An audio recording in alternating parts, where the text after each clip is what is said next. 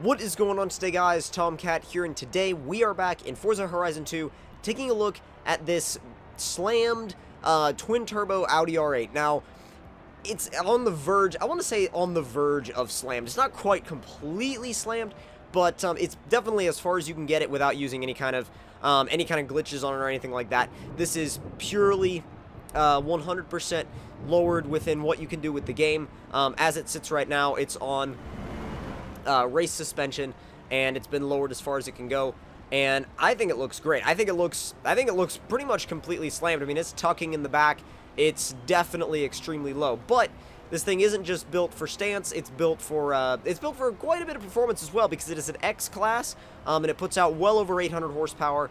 And we're going to be taking a look at not only the performance, but we're going to be doing we're going to start with the performance, and then we're going to do a little bit of a photo shoot with it later on, because that's kind of the reason I built this car, was to be kind of a dual purpose car, as far as being like half of a show car, and also being extremely fast as well. So go ahead and get turned around, and I think the first thing we're going to have to do with it in order to really give it a test as far as the performance goes is actually turn around, because I'm gonna run part of the finale circuit. I'm not gonna run the whole thing, but part of it I have memorized, and so I'm just gonna run the part that I have memorized, and we're gonna see how this thing does.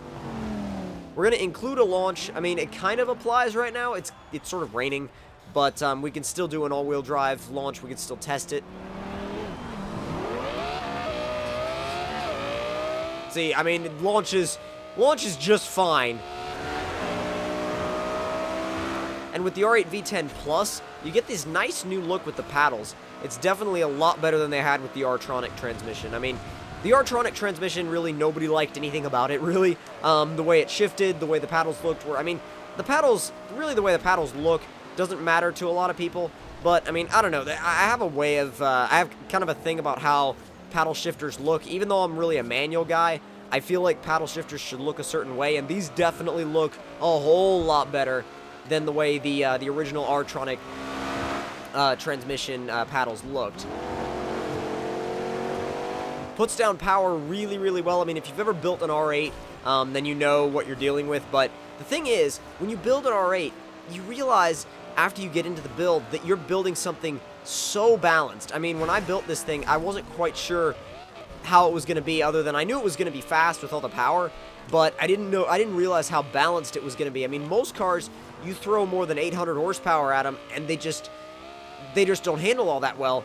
Well, this thing, you can throw a ton of horsepower at it and still have a car that handles ridiculously well for what it is. I mean, the thing is, it's got that all-wheel drive power to pull it around, and it can actually pull it around really nicely from the front end of the car. If you think about it, you're going to need to be able to put that power down, especially if you're running well over 800 horsepower, and this thing, completely no traction issues whatsoever. I mean, and even though I love rear-wheel drive, no traction issues at above 800 horsepower is just something you can't really say about a lot of rear-wheel drive cars, whereas with an all-wheel drive car like this, especially one that's got a nice power split, you can really get some nice results.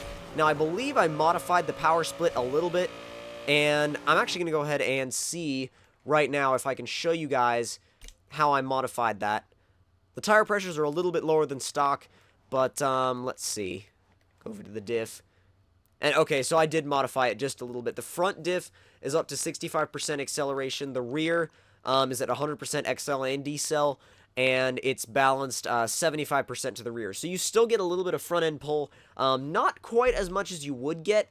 But the thing is, with upping the actual power to the front, while also increasing it to the rear, it just kind of balanced it out overall, and it can really do some nice all-wheel drive slides, which I'll show you guys later at probably the docks. Only thing is, you do have to keep it in boost, obviously, since it's now turbocharged. If you don't keep it in boost, then it gets a little bit sluggish. Sluggish, what am I saying? It's an R8. It's never going to get sluggish. But the thing is, if you want to keep it at its best, you do have to keep it in boost, which generally does not mean going into 7th gear. I haven't played with the gearing just yet. I probably should. But, I mean, as far as right now, as far as what I've been using it for, the first 6 gears have been working out pretty well. If I was going to do a top speed, whoa, damn, tried to avoid that Ferrari, it was too late. But if I was going to do a top speed tune for this car, I would definitely take a look at the gearing a little bit more in depth, and definitely give more attention to tuning that 7th gear. But as it sits right now, I'm using it for racing, and in racing, I'm just really rarely using that 7th gear. Normally you would turn right, I'm turning left just because of the fact that I'm doing a modified version of the finale circuit and not the whole thing. If I was doing the whole thing, we'd be here for a little while, let's say. Let's say a little while and leave it at that. My finale times aren't brilliant. Down to 3rd, power up the hill. Has great power, pretty much, well, I almost said everywhere in the rev range, which it doesn't really have it. You have to keep it above, I would say 4.5 to 5,000 RPMs to get its best, but if you keep it up there, oh man, it's good. It's really good if you keep it up there. The brakes are really nice too, and the nice thing about having a little bit more power to the rear in your all-wheel drive system is the fact that you can bring the tail end around, but it's not going to whip on you, it's not going to do anything crazy, and you can just pull it back in with the front end. But if you have that little bit of extra power to the back, then it's no hassle at all to kick the rear end around just a little bit, and if you get off course like I just did there, it easily pulls you back to the road. And it sounds amazing.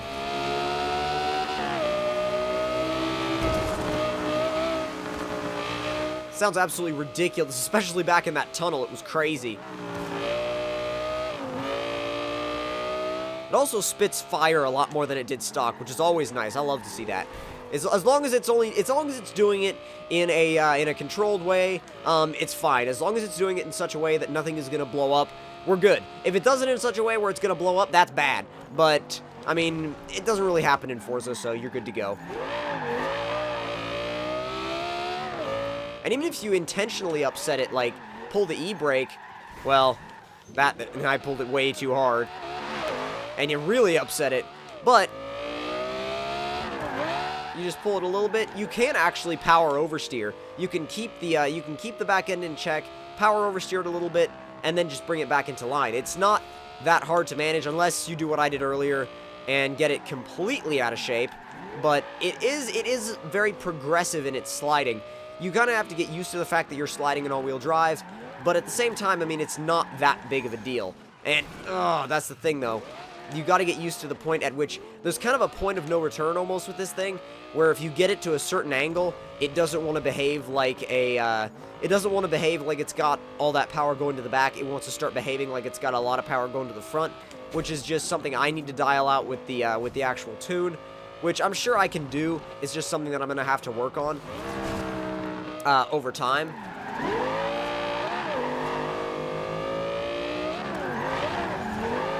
Come on.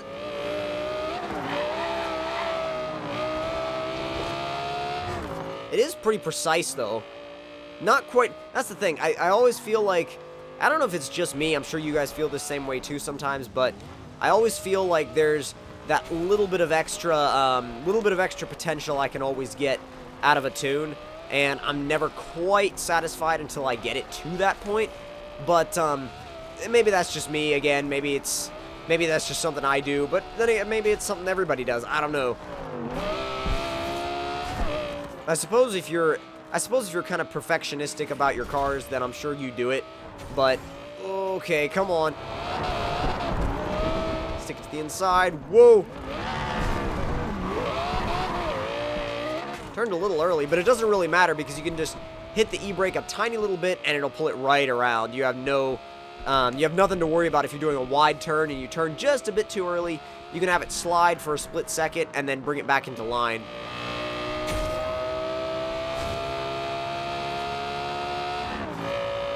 Completely flat now. Braking hard. It's a little bit, okay. Find your way back to the road, please.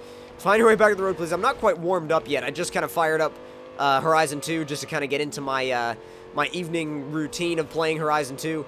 And I'm definitely not completely warmed up yet. I usually take a warm-up lap, but tonight I thought I was good to go, and clearly I could have done with a warm-up lap or two.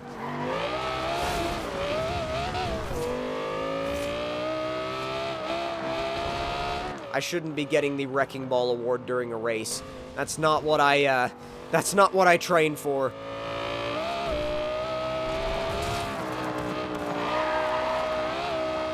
Nearly there, though. Nearly back.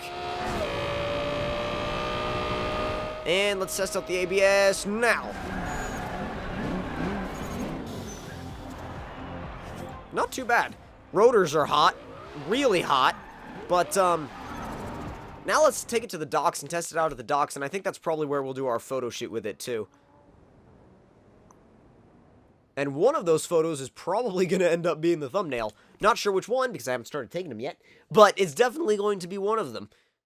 I don't know if you guys do the same thing, but I get really in-depth with these photo shoots. When I'm doing a photo shoot in Forza, I like to be really precise with it, try and get as many different angles as possible, and if I find an angle that I really, really like, then I'm just like, I take a bunch of pictures from that one angle.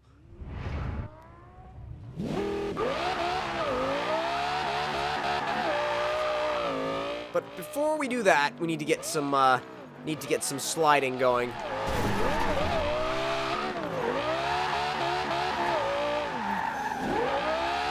You gotta give yourself a lot more room since it's all-wheel drive. But once you get it sliding, it just stays sideways. It's actually pretty comical the way it just stays sideways.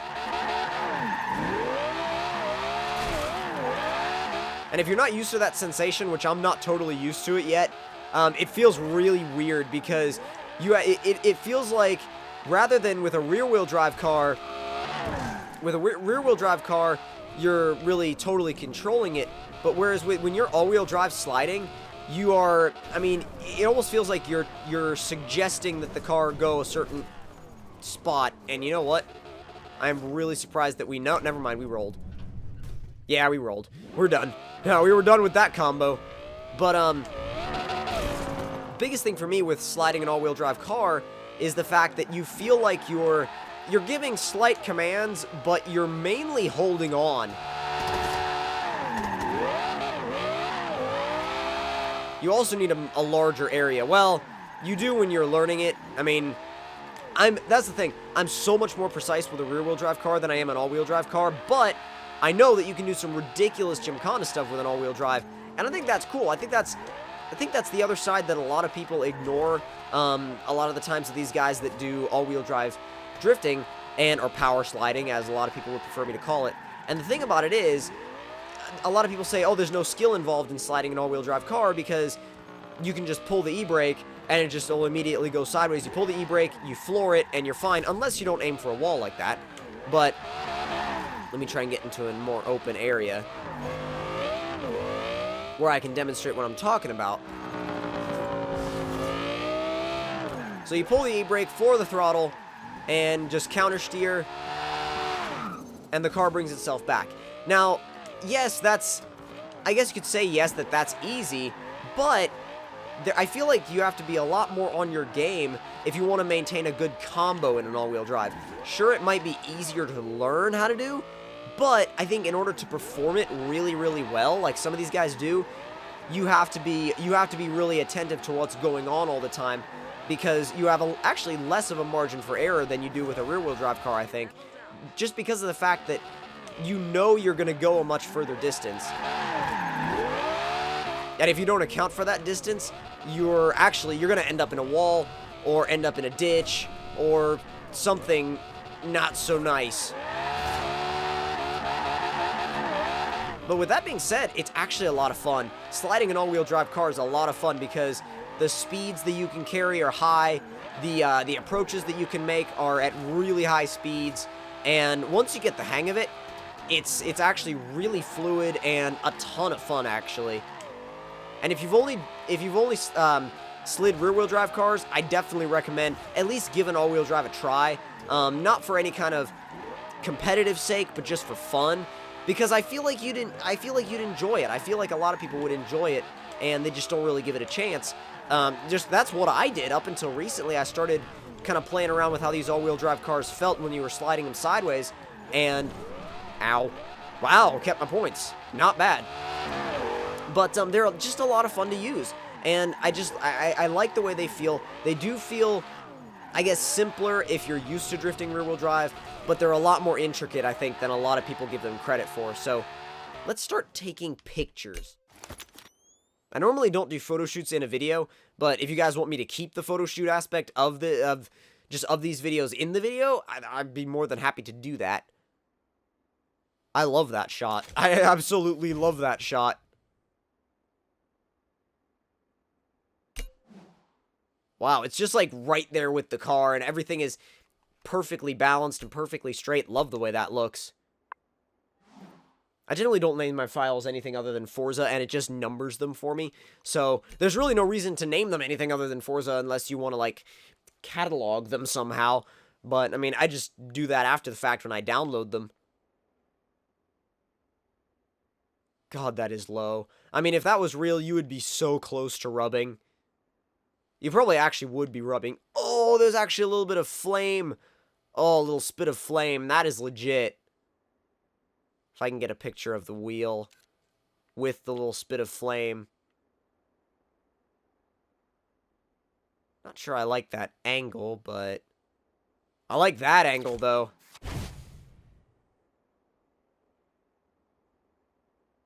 I'll probably take one more rolling shot, and then I'll get a couple of stationary shots, and then our photo shoot will be good. And I feel like if I ever do any more cars that are like, that are really kind of showy, that are really like show car styled, then I don't know. I should probably do some more of these photo shoots at the end of the test.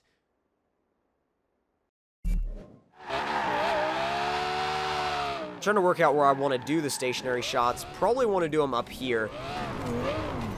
You got a lot of sun. It's going to be really bright. Show off the gold wheels.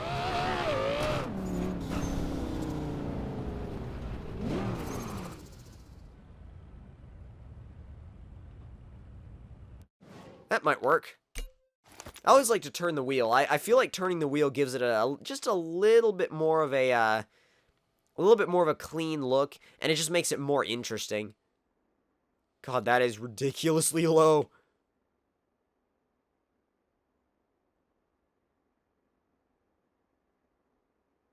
I feel like I'm doing a shoot for speed hunters or something. At least just because of the way this car looks.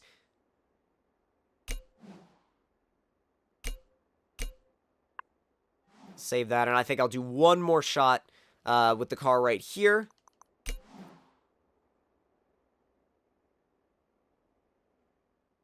Once it saves.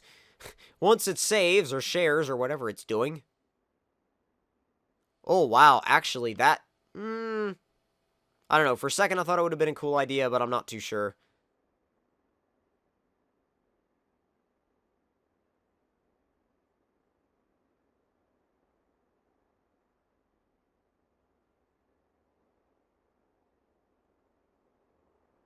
I want to get a shot of it. Yes, I want to get a shot of it from the back.